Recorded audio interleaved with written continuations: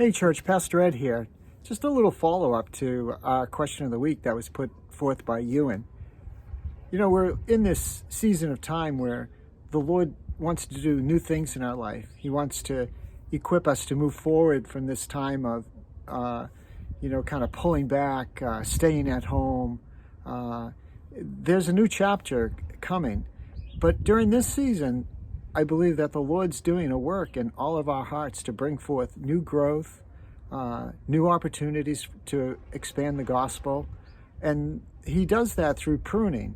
In other words, brings us into a season of time where he takes things away from our life so that we can do not what's good, but what's best.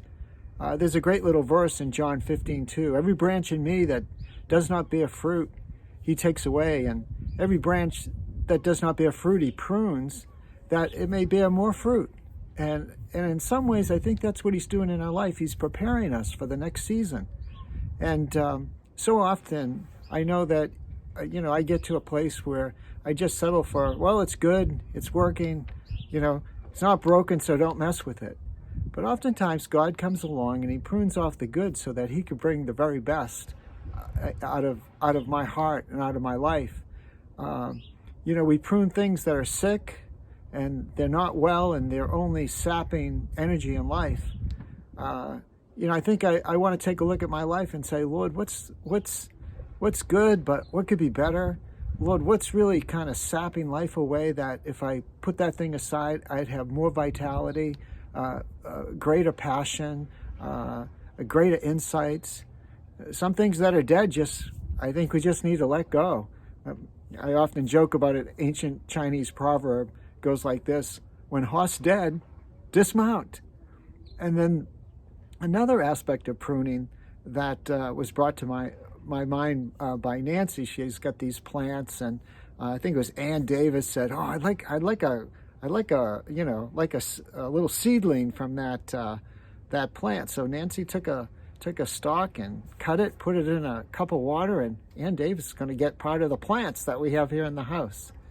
And so there's a lot of good things that can come out of pruning in our life. We get the very best. We can get new vitality by letting go of things. And I just want to encourage us not to draw back from this season of time in our lives, not to fear the future, but to look at what's going on right now in our hearts and say, Lord, what kind of a new vision, a new song, how would you want to create a new heart in us and really give ourselves to that? Once again, Psalm 27:13 speaks to my heart. David said, I would have fainted unless I believed to see the goodness of God in the land of the living. I hope you choose that. I hope you choose to see God's goodness and how he wants to bring new faith, new vision. He wants to prune away the things that are keeping you from the very best. And that's my prayer for all of us. Lord, do your work during this season of time so that we could be the very best person, the very best church this side of heaven. And so until I talk to you again, God bless you. May the Lord hold you in the palm of his hand.